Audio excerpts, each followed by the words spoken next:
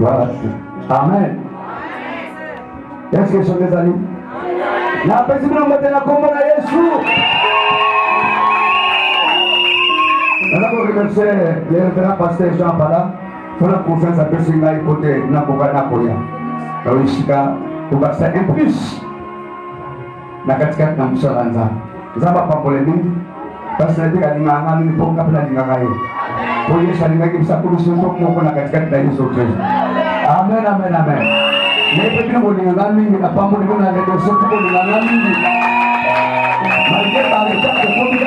été là, alléluia. Les gens qui ont décidé parce que ça m'a beaucoup de maman qui est pour la tine là. On a dit amen, les gens qui ont été là.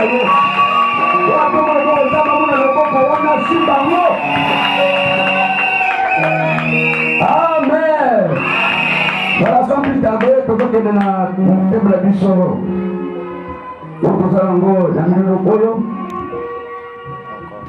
Rapidement, donc, dans mon cadre, à Colossiens chapitre 1er, verset 27.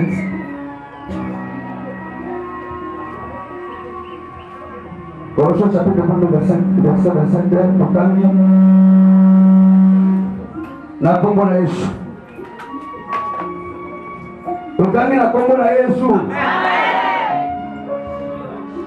À qui Dieu a voulu faire connaître quelle est la glorieuse richesse de ce mystère parmi les païens, savoir Christ en vous, l'espérance de la gloire.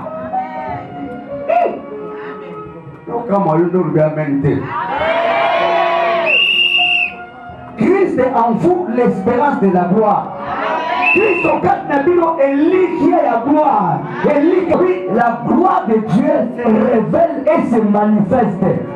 Gloire Nzambe et moi n'a pas été samaka. Et si la gloire Nzambe qui dit et moi n'a pas été samaka. Alléluia. Christ est en vous, c'est l'espérance de la gloire. Jésus Christ est lié. Il y a un démon. Ndemo ya mokili te, ndemo ya bato te, ndemo meme ya satana te, mais ndemo ya Nzambe.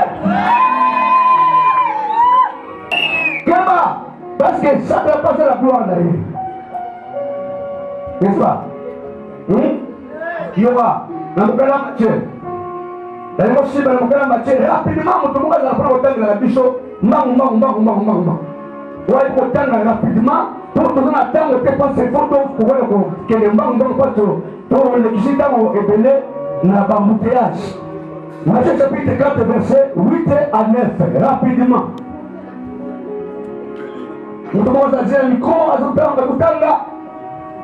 le diable les transporta encore par une montagne très élevée. Lui montra tous les royaumes du monde et leur gloire. Lui montra tous les royaumes du monde et leur gloire. Et lui dit, je te donnerai toutes ces choses si tu prosternes. Adore. Oui. Si et m'adore à connaissance. Ah, ce qu'on fout comme il appelle au Gumba Melinga, Ngai Satana, na pesa yo, mon continuoso, abi Yamokili, per gloire Yamokili. Alléluia. Parce que tout le monde a la gloire Yamokili. Il y a des gens de Dieu pour la gloire. Parce que Moutali va la gloire. Alléluia. Il n'a pas la gloire. Parce que Nzama a été gloire d'ailleurs. Parce que pour la mort, nous avons tout ce son. Alléluia. Maintenant, on va s'en gloire. Nous sommes formés, nous avons pensé à gloire. La gloire est à Moukili. Amen. Oya mokili eko suka kaka awa. Amen. Eko kele nulle part. Amen. Oya Nzambe et otikala éternellement. Amen, amen, amen. Parce que Nzambe azali na gloire, Père otikala na gloire seko na seko. Le soko sur gloire ya Satana. Nous allons à Satana na moto na yo pe longo. Amen. Amen. Mais ici, nous allons prendre tina ya gloire ya Nzambe. La gloire de Dieu se révèle et se manifeste. Amen. Et ça comme talisa. Et ça comme monisama. Alors quand on a un exode, il y a un mouton boye, azali na posa, ali benga azali bosa na Nzambe. Ngana ndimeli yo. Ngana nzibie tine la yo. Na liko kende, ele wala libota oyo. Menga donc le verset 28, nous savons du reste que toutes choses concourent au bien de ceux qui aiment Dieu, de ceux qui sont appelés selon son dessein. Car ceux qu'il a connus d'avance, il les a aussi prédestinés à être semblables à l'image de son Fils, afin que son Fils qui fut le premier-né entre plusieurs frères. Et ceux qu'il a prédestinés, il les a aussi appelés. Et ceux qu'il a appelés, il les a aussi justifiés. Et ceux qu'il a justifiés, il les a aussi glorifiés. Alléluia. Alléluia. Nous savons que toutes choses concourent au bien de ce que Dieu. Nous savons comment ils ont sous la main. On va linga. Amakambo ya bato ba linga Nzambe. Nakambo bato ba pona Nzambe. Aiba yo oyo ya yebaka. Alléluia. Asa abongisa bango. Pour basala lingi. Ya mwana Yesu Kristo. Pote mwana Yesu Kristo mwana liboso. Entre plusieurs frères. Amen. Yesu ya na biso. Yesu mwana liboso. Alléluia. Nga mibale. Yo pesa mibale. Alléluia. Yesu a la première. Entre plusieurs frères. Et ceux qu'il a prédestinés, il les a aussi appelés. Est-ce que mon père est de moi, Zalia? Il les a aussi justifiés. Avec yo pasali alimisi masumu na yo asokoli yo ajustifié yo. Et surtout à la tête, il a justifié à l'ouasou de bango, il les a aussi glorifiés. Ah, je marche la gloire à Nzambe na bomona. N'attends la gloire à Nzambe na bomona. Maintenant on a fait avec Christ en vous, c'est l'esclave de la gloire. C'est l'esclave de la gloire. C'est l'esclave de la gloire. La gloire de Dieu marche avec toi. Parce que nous sommes là sur Christ. Il y a des grands frères là-bas. Il y a des petites femmes là-bas. Je marche avec la gloire de Dieu. Parce que nous avons justifié encore. Alléluia. Alléluia, ça va sous le corps. Qu'il pleuve, qu'il neige. Je sais que toutes choses concourent bien de ce qu'aime Dieu. Alléluia. Amen, amen, amen. Il y a tout le temps l'expérience. Et dit qu'il y a besoin de ça. Comment dans le vélo, à la salle, il peut vous avoir comme on a beaucoup de choses à vous faire comme technicien. Nous, on a Bible, nous tout le monde est à 5 qui, dans Jean dit, avant de quitter, nous avons pour nous, mais il faut mais quand même, il marque moi la distinction. Oui, vous savez que n'a que ça n'a pas de nom sur le regard. Alléluia. Fais-moi voir ta gloire. Alléluia. Fais-moi voir ta gloire. Moi, et vous souka awa. Gloire n'avait pas remonté la mort qui nous la lola. Pour vivre gloire, il y a la libéra. Il y a la libéra. Et libéra de quoi? Vous souka awa. Parce que vous souka awa, qui la lie à tout le monde. Nous, Jésus Christ, gloire, il y a libéra. Amen. Alléluia. Amen. Jésus-Christ, devant la tombe de Lazare. Amen. Abibon le kola libanga. Aïe aïe.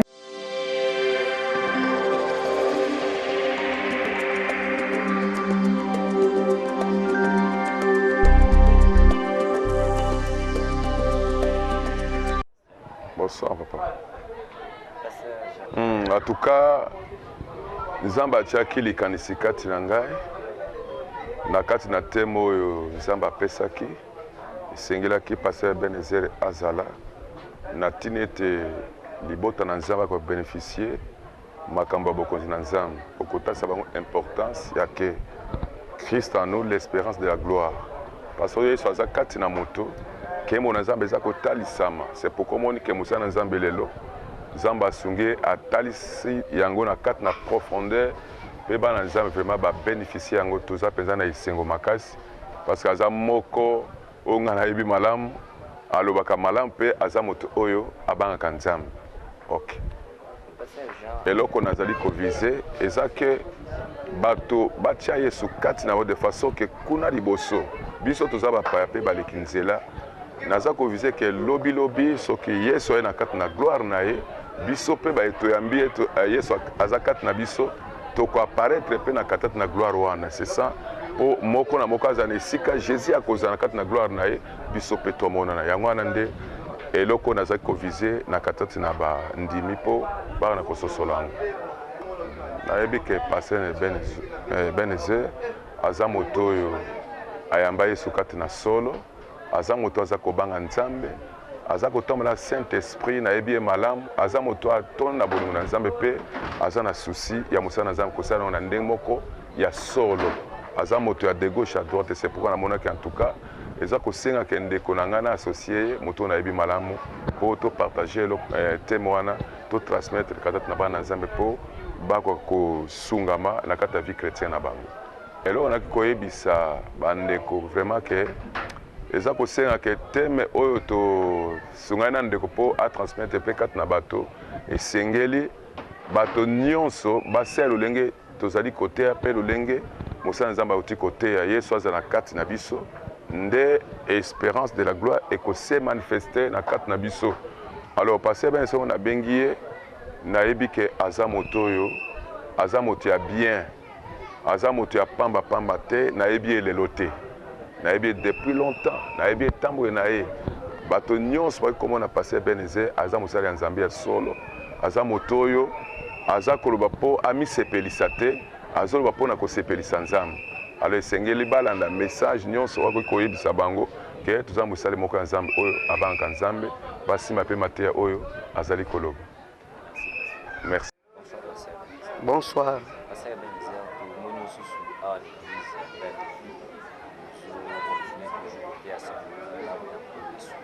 L'impression d'abord les amis venons partager la L'impression anglaise a l'impression qu'il y a satisfaction parce que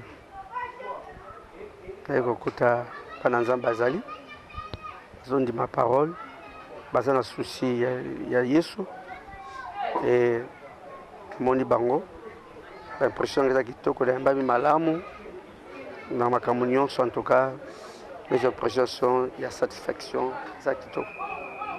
Pasteur Ebenezer na message na yo elo nini oyo bana ko zito objectif na yo ezala nini tant aussi message na l'église. D'abord naye ko s'associer na ministère ya moto Nzambe Nzambe tcheka tnosika comme conducteur ba brebis na osika le pasteur Jean Pala.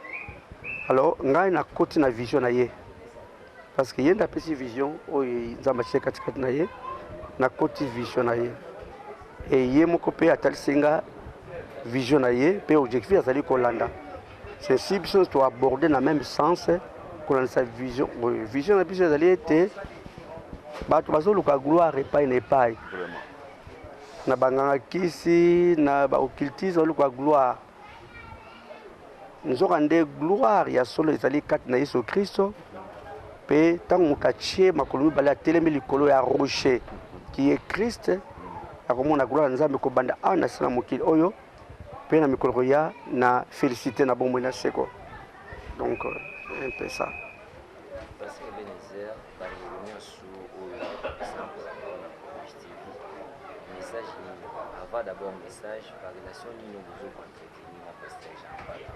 Vous avez facilité au peu ça, nous cher à des pères que l'église vous fait pas d'ana, les couleurs, il y a ça vous cher à des relation, nous vous partager à pasteur Jean-Paul. Nos relations, autres partager d'abord relations étroites. Il y a Bolingo, il y a Bomoko, Katikati Seigneur. Et puis, il y a d'abord Yakimo Nanzambe. Il y a Zalimo Nanzanga, puis Zalimo Nanzambe. C'est que tout ça, Tata Moko, qui est le Seigneur. Et en plus, Aza Moto Nanzambe, on a Yebi, Malamu. Pesa litato linaye paye pa yebinga omoni David ayeba ki Jonathan puis Jonathan ayeba ka David alors motema Jonathan David kangama ke sika moko et bakendaki liboso donc ndenge relation zaki ya David na Jonathan ne pe relation za ngai na ye c'est-à-dire to yebani to zai bana nzambe bana tata moko pe to yebani ma témoignage ya bi témoignage na yebi témoignage na ngap na yebi yepa yebi témoignage nanga et c'est ça des relations to battre la wana to yebi que sur les lois ça y est biso nyos to za la kuna na lola ya wana ba relation ça nango tout ça la kanza biso sombale parce que un message poussé synthèse un message clé na ba le wana so bala na publicité bana ala message clé par rapport à la prédication au pays et l'autre parce que baluka Yesu bakangama na Yesu batelema na Yesu bakomona nkembo na Nzambe batika kolanda bilanda kokeluka gloire na mokili epai ya Satana parce que gloire wana ekosila mpe ekosila mabe tina lifelo mais tout ça bosenga ke bango balanda Yesu ndenge teme lobi que Christ en vous c'est l'espérance de la gloire Yesu azala kati na bomoi na bango mpe bakomona nkembo kobanda na sa mokili okili moko isa kozonga. merci.